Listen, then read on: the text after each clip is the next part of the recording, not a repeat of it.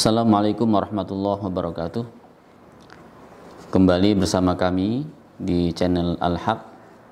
Insyaallah pada kesempatan ini kita akan berbincang-bincang tentang hal-hal yang berkaitan dengan bersujud kepada Allah Subhanahu wa taala. Allah taala berfirman dalam sebuah ayat, Yauma yukshafu an saqin wa yud'auna ila as-sujudi fala yastati'un khashi'atan absaruhum tarhaquhum dhillah wa qad kanu yud'auna ila as-sujudi wa hum salimun. Yauma yukshafu an saqin, hari ini ya, ini adalah kejadian di hari kiamat nanti. Yauma yukshafu an saqin, pada hari yang mana betis tersingkap. Wa yud'auna ila sujudi fala yastati'un, dan mereka disuruh, diminta untuk bersujud, fala yastati'un, mereka tidak bisa bersujud. Ya. Khashi'atan absaruhum, mata mereka tertunduk karena takut. Tarhaquhum dhillah, mereka diliputi dengan kehinaan. Wa qad kanu yud'auna ila sujudi wa hum salimun, dulu mereka di dunia disuruh untuk bersujud padahal mereka dalam keadaan sehat, tidak ada alasan, tetapi mereka menolaknya. Nah, dalam ayat ini bahwa sujud yang kita lakukan di dunia ini tidak hanya di dunia, nantinya di akhirat kita akan diminta oleh Allah Subhanahu wa taala untuk bersujud kepada Allah Subhanahu wa taala. Adapun orang-orang yang di dunia ya, yang tidak pernah sama sekali sujud, atau mereka orang-orang kafir, orang yang menolak dengan Islam ya, orang-orang kafir, ketika mereka disuruh bersujud oleh Allah Subhanahu wa taala, mereka tidak bisa. Jadi punggung mereka menjadi kaku, tidak bisa bergerak bagikan kayu, ya. Mau digerakkan tidak bisa, kaku. Ya. Nah, dari ayat ini ya, padahal mereka adalah dulunya di dunia dalam keadaan baik, dalam keadaan sehat, tidak punya alasan apa-apa, tidak punya uzur, ya. Maka orang-orang yang seperti itu di dunia tidak mau bersujud kepada Allah Subhanahu wa taala, ketika di akhirat mereka tidak bisa sujud. Nah, maka dari itu saudaraku seiman, kita yang masih diberi kesehatan ini di dunia, maka perbanyaklah bersujud kepada Allah Subhanahu wa taala. Kita ikhlaskan bersujud kepada Allah Subhanahu wa taala, semoga nanti ketika kita di akhirat di hadapan Allah Subhanahu wa taala disuruh bersujud, kita bisa bersujud di hadapan Allah Subhanahu wa taala. Kenapa kita dianjurkan untuk memperbanyak sujud? Artinya kalau memperbanyak sujud, ya memperbanyak sholat gitu ya.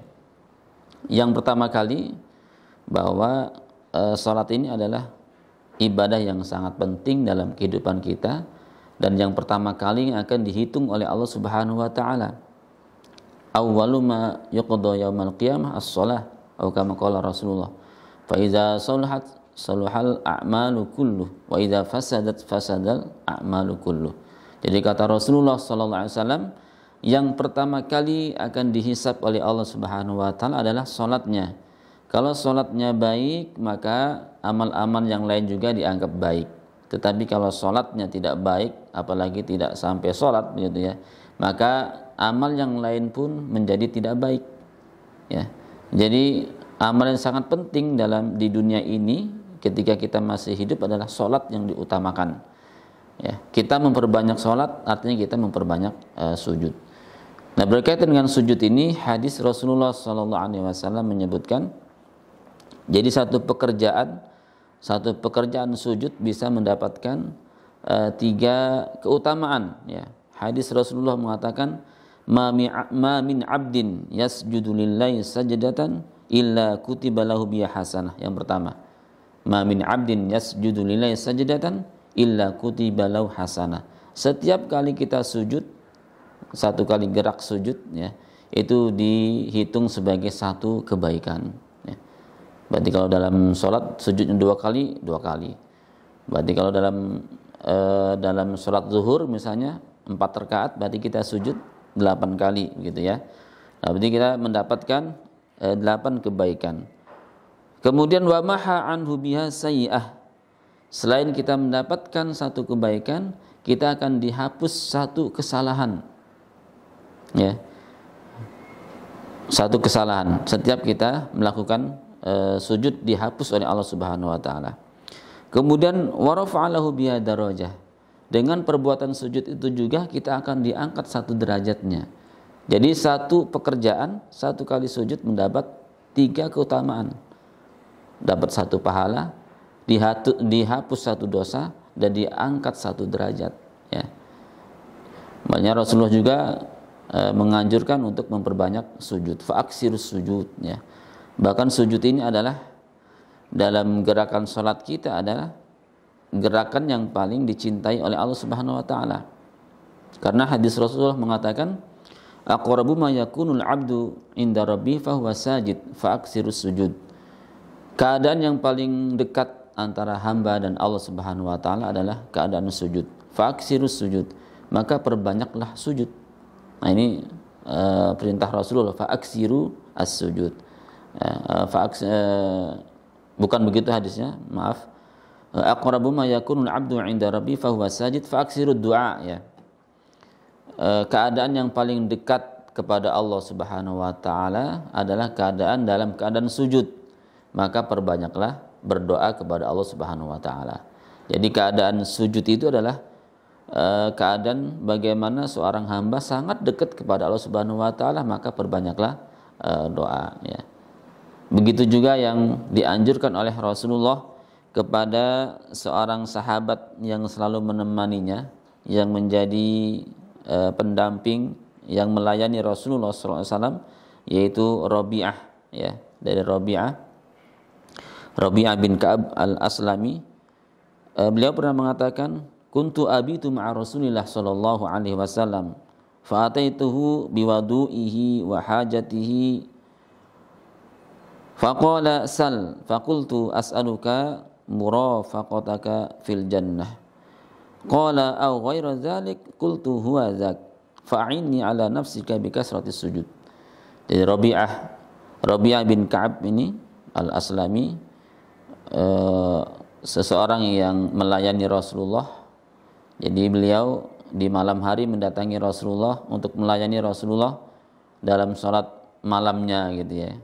Jadi kalau ketika Rasulullah sedang sibuk, sedang di dalam rumah, beliau ada di samping pintu menunggu perintah Rasulullah SAW.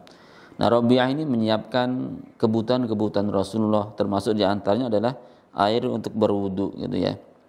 Karena begitu setianya Rabi'ah melayani Rasulullah, Rasulullah memberikan tawaran kepada Rabi'ah bin Ka'ab al-Aslami. Mintalah. Jadi mintalah gitu ya. Terserah mau minta apa saja gitu ya. Terserah mau minta apa saja gitu, mintalah gitu ya. Kata Rasulullah SAW. Ternyata Rabi'ah meminta, ya Rasulullah, saya ingin menjadi teman kamu di sorga. Ya, saya ingin meminta teman kamu di sorga. Ini orang cerdas gitu ya. Minta sorga begitu ya. Minta teman gitu ya. Kalau minta teman kan otomatis masuk juga sorga gitu ya. Minta teman bukan minta sorga, tapi minta teman Rasulullah di sorga. Minta teman saja bersama Rasulullah di sorga, bukan minta sorganya gitu ya. Tapi otomatis gitu ya, kalau menjadi teman Rasulullah di sorga ya, masa dia di neraka kan enggak gitu ya, pasti di sorga juga. Nah, apa yang ditugaskan oleh Rasulullah ya, jadi sebelum Rasulullah menjawab, ada permintaan lain, ada yang lain katanya. Tidak itu saja Rasulullah.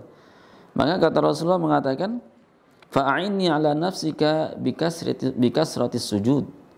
Maka kata Rasulullah, tolonglah diriku untuk kamu ya, supaya engkau memperbanyak sujud.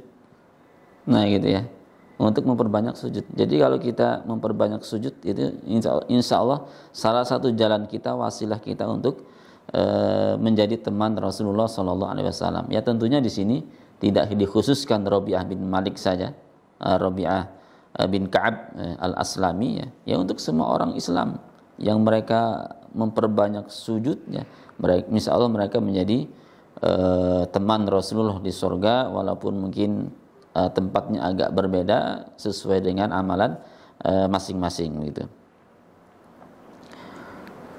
Nah, dalam hadis lain Rasulullah SAW, kenapa kita dianjurkan untuk memperbanyak sujud? Karena hadis Rasulullah disebutkan dalam sebuah riwayat hadis, haramallahu 'alan nar an ta'kula asar sujud, an ta'kula asar sujud. Jadi Allah Subhanahu wa taala mengharamkan bagi neraka untuk membakar bekas-bekas sujud. Bekas sujud di jidat kita gitu ya. Dua telapak tangan kita, dua ujung kaki kita, kemudian lutut kita, itu kan anggota sujud gitu ya. Nah, maka anggota-anggota sujud ini diharamkan oleh Allah Subhanahu wa taala kepada api neraka untuk membakarnya. Ya, mungkin kalau orang-orang muslim yang kebetulan dosanya lumayan banyak begitu ya, akan dibersihkan dulu, dimasukkan ke dalam neraka, tetapi anggota sujud ini tidak akan terbakar sebagaimana hadis Rasulullah Shallallahu alaihi wasallam. Nah, ini yang disebut dengan nanti jahannamiyun gitu ya, yaitu orang muslim yang banyak dosa kemudian dientas dari dari neraka dimasukkan ke surga. Alumni neraka itu ya. Nah, ini jahannamiyun, disebut dengan jahannamiyun karena perbuatan dosanya.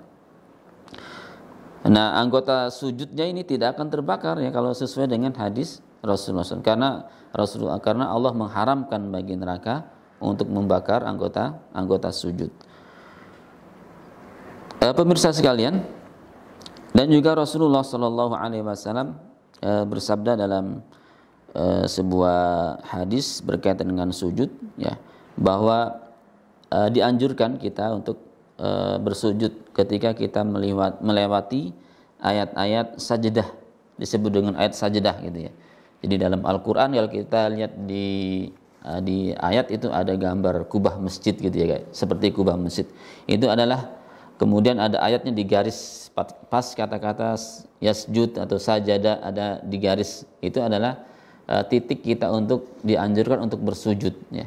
Maka ketika kita melewati ayat-ayat sajdah, maka kita dianjurkan untuk bersujud.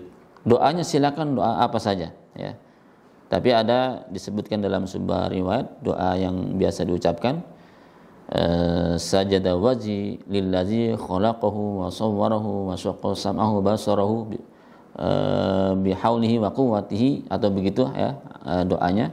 Bisa dicari sendiri nanti, kurang lebih begitu doanya yang biasa diucapkan, atau doa-doa lain tidak masalah. Doa lain tidak masalah, yang penting adalah perbuatan sujudnya, bukan berkaitan dengan doanya gitu ya. Maka setiap melewati ayat sujud kita dianjurkan untuk bersujud ya, atau ayat-ayat sejadah, baik dalam sholat kalau imamnya sujud sajadah gitu ya. Tapi kalau imamnya nggak sujud, jangan sujud sendiri gitu ya.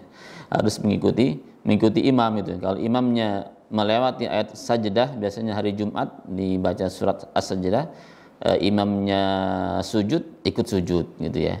Kalau sholat sendiri silakan, sholat sendirian pas melewati ayat-ayat sajdah dianjurkan untuk bersujud gitu ya. Karena apa dianjurkan? Nah, ini hadisnya. Hadis Rasulullah SAW mengatakan, Idza qara'a ibnu Adam as-sajdah fasajada i'tazala syaitan yabki ya. Apabila anak Adam membaca ayat-ayat yang ada tanda sujudnya, ayat sajdah, kemudian dia sujud, maka syaitan menyendiri, berlari, menjauh sambil menangis ya. Jadi ini cara kita kalau mau bikin nangis syaitan gitu ya. Itu caranya gitu ya. Cari ayat-ayat sajdah gitu ya. Kan ada beberapa di Al-Qur'an itu dipilih ayat-ayat sajdah. Saya ingin bikin nangis setan gitu ya. Jadi setiap baca ayat sajdah sujud, itu setan akan menjauh dan menangis gitu ya. Kemudian setan berkata, ya waili ya, yaqulu ya waili. Celakalah saya, umir ibnu Adam bisujud fasajada falahu al-jannah. Anak Adam disuruh sujud oleh Allah Subhanahu wa taala untuk bersujud, kemudian dia bersujud maka baginya sorga. Wa umirtu bisujud fa abaitu fa alain nar. Kemudian saya disuruh bersujud tetapi saya enggan, tidak mau, maka bagi saya neraka. Syaitan mengatakan seperti itu. Jadi kenapa kita dianjurkan untuk bersujud ketika melewati ayat sajdah ya? Karena diantaranya adalah selain itu memang sunnah gitu ya, untuk membuat setan menjauh, setan menangis begitu ya. Nah itu mungkin yang bisa disampaikan. Insya Allah akan kita sambung kembali sedikit tentang berkaitan dengan sujud insya Allah. Assalamualaikum warahmatullahi wabarakatuh.